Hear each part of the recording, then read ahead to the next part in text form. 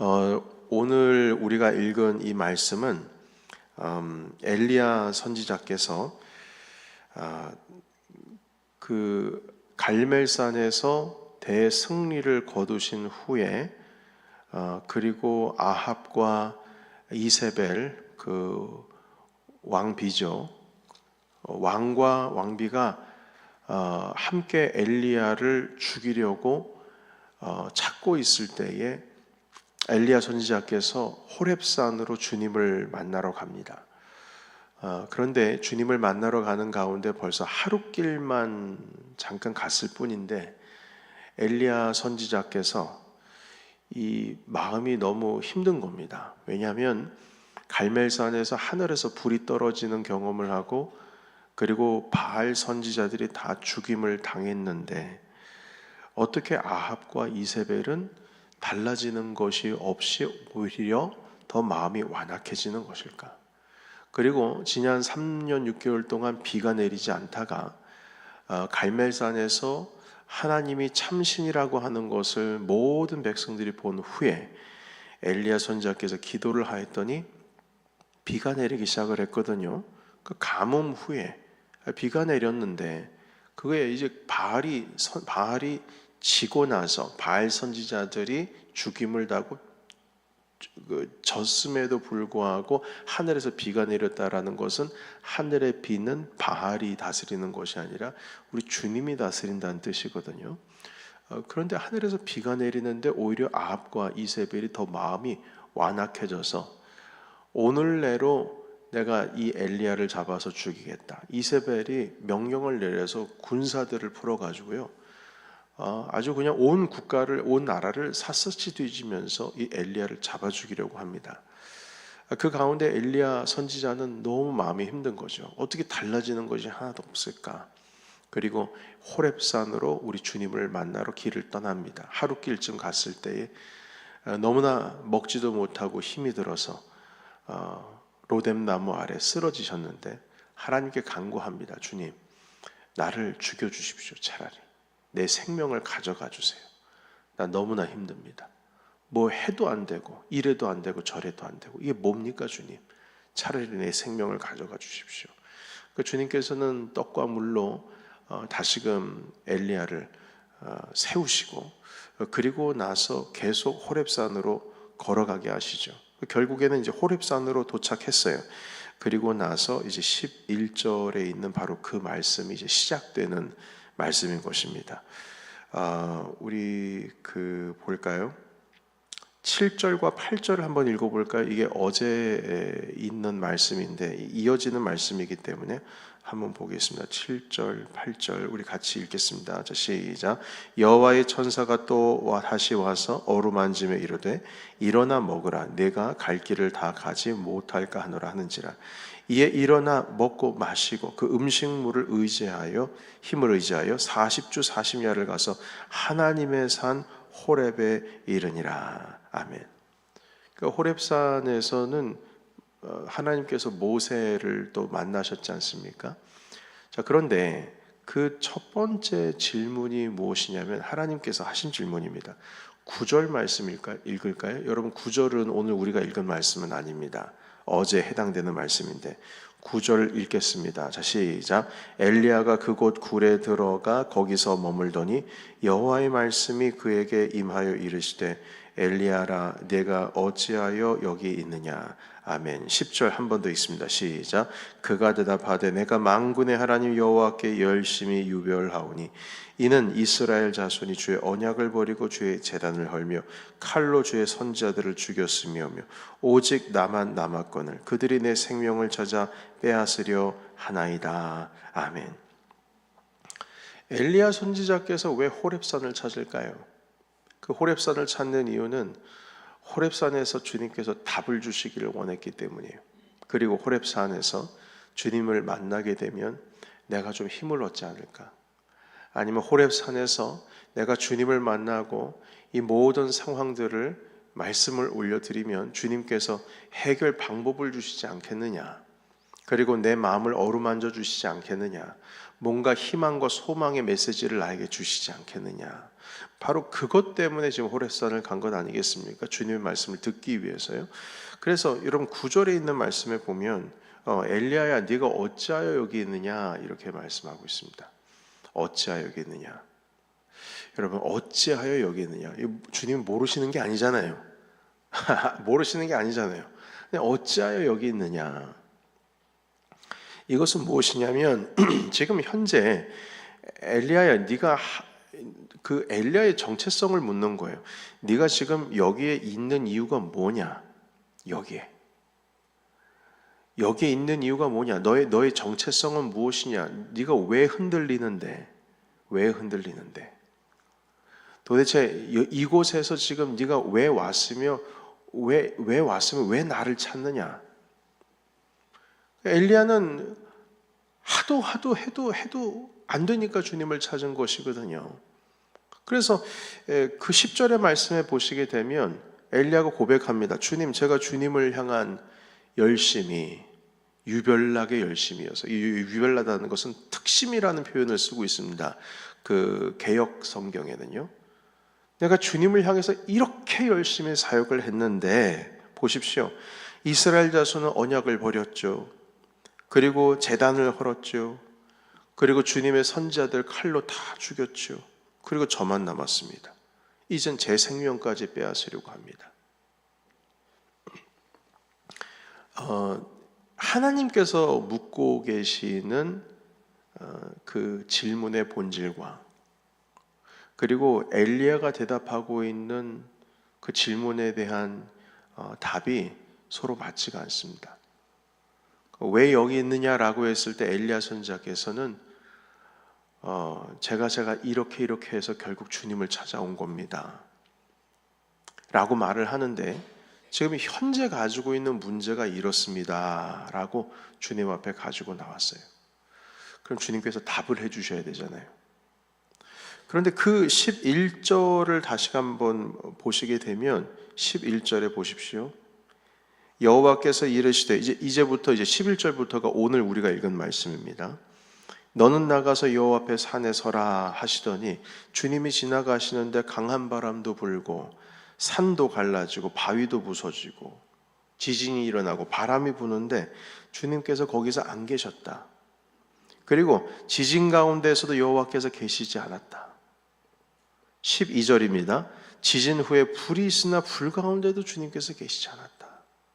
그리고 불 후에 세미한 소리가 들리는 겁니다. 다시금 세미한 소리가. 조용한 가운데 막 우랑쾅쾅 지진이 나고 불도 나고 바위가 부서지고 난리가 났는데 그 가운데서 주님께서 아무 말씀 안 하시다가 다 잠잠해진 다음에 다시 주님께서 말씀하십니다. 보십시오. 13절입니다. 같이 읽겠습니다. 시작. 엘리야가 듣고 겉옷으로 얼굴을 가리고 나가 굴 어귀에 서매 소리가 그에게 임하여 이르시되 엘리야야 내가 어찌하여 여기 있느냐. 아멘. 여러분, 이 엘리야야 어찌하여 네가 여기 있느냐 이 말씀은 이미 주님께서 아까 하신 말씀 아니세요? 아까 물으셨잖아요. 네가 여기 왜 있냐. 그랬는데 이 13절에 또 똑같은 말씀을 하고 계세요. 이 의미가 무엇일까요? 그 의미는 엘리야 선지자가 답한 그 답이 주님께서 원하셨던 답이 아니죠. 다시 여쭙는 겁니다. 묻는 겁니다. 엘리야 네가 어디 있느냐. 정체성을 묻는 거예요. 도대체 여기에 네가 있는 이유가 뭐지? 너의 임무는 무엇이었냐? 네가 지금 이 땅을 살아가는 이유가 무엇이었느냐? 그러자 또 엘리야가 대답합니다. 14절입니다. 제가 읽겠습니다. 그가 대답하되 내가 만군의 하나님 여호와께 열심히 유별하오니 이는 이스라엘 자손이 주의 언약을 버리고 주의 제단을 헐며 칼로 주의 선자들을 죽였으며 오직 나만 남았거늘 그들이 내 생명을 찾아 빼앗으려 하나이다. 아멘. 반복되죠? 답이 또 반복됩니다. 주님, 제가 주님을 향해서 이렇게 열심히 사역했는데 뭐 변한 건 하나도 없고 오히려 주님의 제단을 헐고 주의 선자들을 다 죽여놓고서 이젠 저만 남았는데 저도 내 생명도 또 죽이려고 합니다. 주님, 이거 어떻게 합니까? 자, 그러자 주님께서 말씀하십니다. 15절입니다. 총 3가지의 말씀을 하시는데 15절 말씀 읽어볼까요? 자, 시작. 여호와께서 그에게 이르시되 너는 내 길을 돌이켜 광야를 통하여 다메섹에 가서 이르거든 하사엘에게 기름을 부어 아람의 왕이 되게 하고. 아멘. 첫 번째 임무입니다. 아람의 왕이 하사엘이 될 수 있도록 네가 해라. 그의 기름을 부어라. 그러니까 아람 나라, 이방 나라도 하나님께서 다스리신다라는 증명이 되겠죠. 아람 나라의 왕이 되게 하라. 두 번째 16절입니다. 같이 읽겠습니다. 시작. 너는 또 님시의 아들 예후에게 기름을 부어 이스라엘의 왕이 되게 하고 아벨 모홀라 사밧의 아들 엘리사에게 기름을 부어 너를 대신하여 선지자가 되게 하라. 아멘. 여기 두 번째, 세 번째 임무가 있습니다. 두 번째는 무엇이냐면 예후에게 기름을 부어서 이스라엘 왕이 되게 하라. 그러니까 아합을 끌어내리시겠다는 겁니다.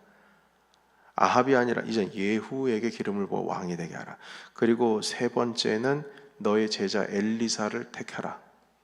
그리고 엘리사에게 기름을 부어서 너를 대신해서 선지자가 되게 하라. 이렇게 말씀하셨습니다. 그리고 나서 엘리사를 만나는 내용이 그 이후에 등장을 하는데, 제가 여기서 여러분과 함께 한 가지 질문하기를 원합니다.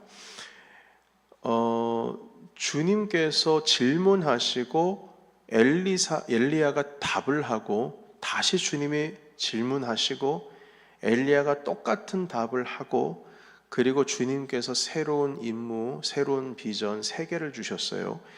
자, 그런데 여기서 엘리야 선지자가 호렙산에 와서 그가 기대했던 뭔가 달라진 변화가 있나요? 예를 들면 아합 왕이 달라졌나요? 이세벨이 변했나요? 다시 회개했나요? 아니면 엘리야 선지자께서 하나님께로부터 위로의 말씀을 받았나요? 엘리야야, 너 참 수고 많았다. 너 너무 힘들었지. 내가 내게 힘을 주겠다. 이런 어떤 하나님의 메시지가 있으신가요? 아니면 갑자기 호렙산에 와서 엘리야 선지자께서 달라지셔서, 확연히 달라지셔서 힘을 얻고 다시금 서 있는 모습을 우리가 볼 수 있습니까? 아니요, 달라진 것이 없어요. 보니까 달라진 게 없어요. 하나도 없어요. 그러니까 우리가 기대한, 아니 호렙산까지 40일 동안 그 엘리야 선지자께서 한 일주일이면 갈 곳을 힘들어 가지고 밤낮 거의 기어가다시피 해가지고 호렙산에 왔는데 뭐 달라지는 게 없어요. 뭐 지진도 나고 바위도 부서지고 바람도 불고 난리 법석이 떨어졌는데도 불구하고 달라진 게 없어요. 똑같아요. 주님이 넌 여기 왜 있느냐? 도대체 여기 있는 이유가 뭐냐? 아, 주님, 제 현실이 이런 것 아닙니까? 내 현실이 내가 주님을 향해서 그렇게 열심히 했는데 어떻게 결과가 고작 이겁니까? 주님, 제가 정말 열심히 했잖아요. 아유, 주님 정말 열심히 했지 않습니까? 목숨을 걸고 심지어는 갈멜산에서 불도 떨어졌는데 어떻게 아합과 이세벨이 하나도 달라지지 않고 이제 나까지 죽이려고 합니까? 지금 현실에 있는 문제를 그대로 주님 앞에 내어놓으시죠. 그런데요, 놀라운 것은요, 주님께서 답을 하실 때에 3가지 답을 주셨는데 답을 하실 때에 현실에 대한 문제가 어떻게 변할 것이다. 예를 들면 아합과 이세벨이 어떻게 된다, 이렇게 된다, 저렇게 된다, 이런 말씀 전혀 없으시고 다만 3가지, 네가 지금부터 해야 할 일이 이거다 라고 말씀하시면서 하사엘에게 기름을 부어서 아람 왕이 되게 하고 예후에게 기름을 부어서 이스라엘 왕이 되게 하고 3번째는 엘리사를 너희 선지자로 삼아라. 이렇게 3가지의 우리가 해야 할 비전의 말씀을 허락해 주셨습니다. 여러분, 여기서 우리가 배우고자 하는 것은 그것입니다. 그것은 무엇이냐면 우리가 기대하고 있는 답과 하나님께서 말씀하시는 답이 다를 수가 있습니다. 우리는 주님 앞에서 새로운 힘을 얻기 위해서는 우리 머릿속에 아합과 이세벨이 이렇게 되면 좋겠고 그리고 나도 이렇게 되면 좋겠다라고 하는 어떤 나의 플랜 A, B, C가 있지 않겠습니까? 그러나 주님께서 엘리야를 다시금 일으켜 세우시는 것은 무엇이냐면 그에게 선지자의 정체성을 그대로 다시 심어주시면서 그가 해야 할 새로운 비전을, 그 소망을 불어넣어 주심으로 인하여서 엘리야가 다시금 일어나는 겁니다. 내가 뭘 해야 되는지 또 아는 거예요. 여러분, 우리가 힘이 들고 지쳐있고 쓰러져 있으면 내가 어떤 존재였는지, 내가 어떤 정체성을 가졌는지, 내가 무엇을 해야 되는 사람인지를 잊어버릴 때가 있습니다.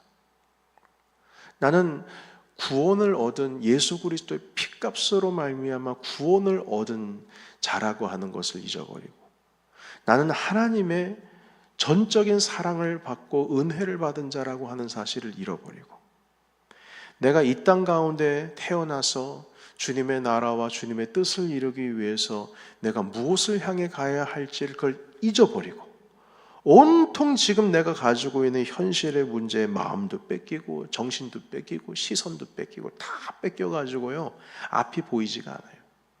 주님께서 네가 어찌하여 여기 있느냐라고 물어보면, 주님, 제 현실의 문제가 이거예요, 이거예요, 이거. 너는 내 사랑을 받는 자다, 은혜를 받는 자다. 내가 내 아들 예수 그리스도를 십자가에 보혈의 피값으로 너를 산 사람이다.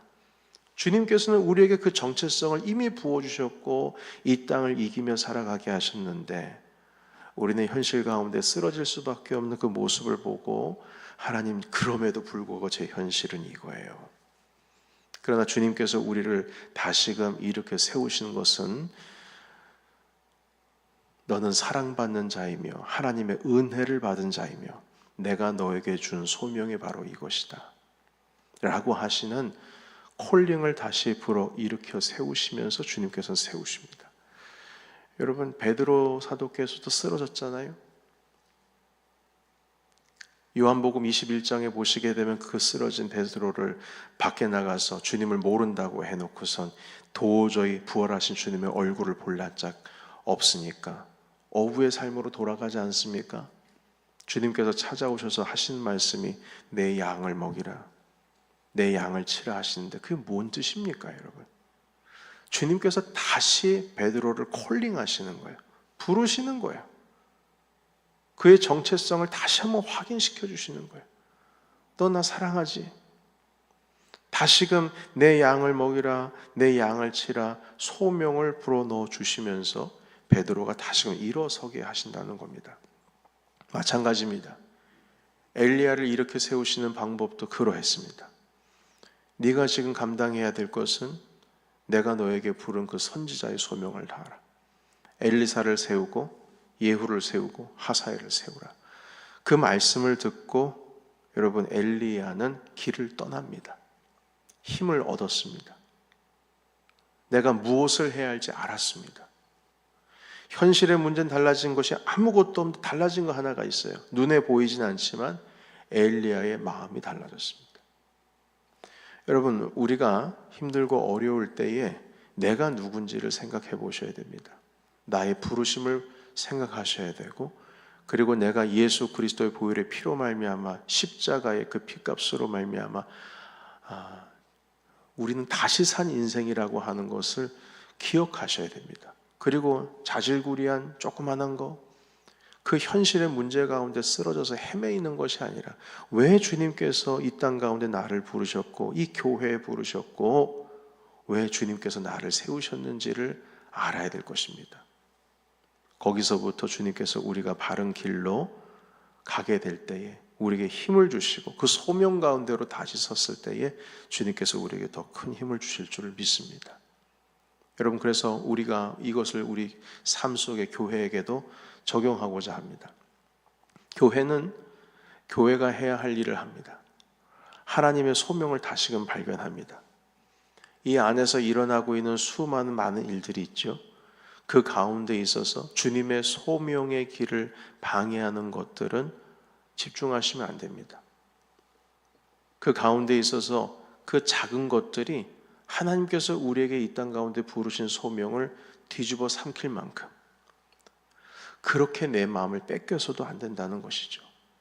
저는 그래서 이 열왕기상 18장, 이 19장을 읽을 때에 사실 보니까 엘리야 선지자께서 뭘 얻은 게 없어요. 현실이 바뀌어진 게 하나도 없고 아무것도 없어요. 그런 도대체 이 말씀 들을 것 같았으면 호렙산에 왜 갔을까라는 생각도 들더라고요. 40일 동안 왜 이렇게 힘들어서 갔을까? 그런데요, 호렙산을 가면 네가 누군지, 도대체 네가 여기 왜 있는지, 하나님께서 너를 왜 세우셨는지 콜링만 있을 뿐입니다. 모세도 호렙산에 가서 콜링 받았어요. 내가 뭘 해야 하는지를 알았습니다. 여러분, 가장 최고의 위로는 내가 주님께로부터 어떤 존재인지를 스스로 깨닫는 것이고, 그리고 내 부르심이 무엇인지를 깨닫는 것입니다. 그것을 안다면 우리는 다시 일어설 수가 있는 겁니다. 내가 왜 살아가야 하는지, 내가 주님께로부터 사랑을 받는 존재였는지, 이것을 모르게 되면 우리는 다시금 쓰러질 수밖에 없습니다. 사랑하는 성도 여러분, 오늘 이 아침에 여러분들만의 호렙산에 함께 서시기를 바랍니다. 그리고 주님께서 우리를 얼마나 사랑하시는지를 아시고 깨달으시고, 여러분들의 소명, 주님의 부르심, 하나님께서 나에게 어떤 삶을 원하시는지를 다시금 발견하시면서 주님 앞에 일어서기를 원합니다. 저는 목회자라고 해서 저에게 시험이 없겠습니까? 어려움이 없겠습니까? 저에게 상처가 없겠습니까? 저에게 저는 항상 24시간 365일이 기쁘고 행복하겠습니까?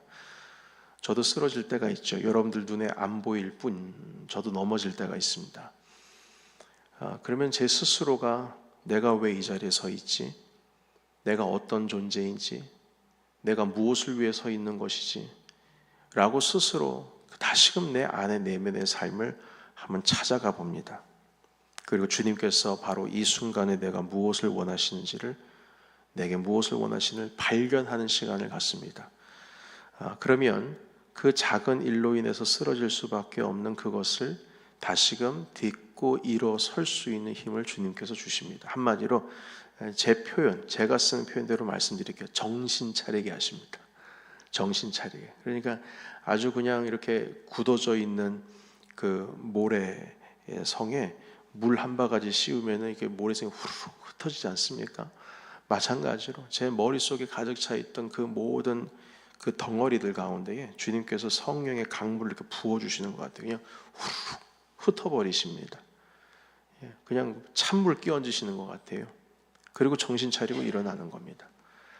여러분, 우리는 상처 가운데 있을 수 있고 수많은 쓴뿌리 가운데 있을 수 있지만 그것을 일어서야 할, 거기서부터 일어서야 할 사명도 가지고 있습니다. 그것이 우리의 콜링, 소명을 뒤에서 붙잡아 끌어내릴 수가 없습니다. 우리 교회도 마찬가지고 여러분들의 개인의 삶도 마찬가지입니다.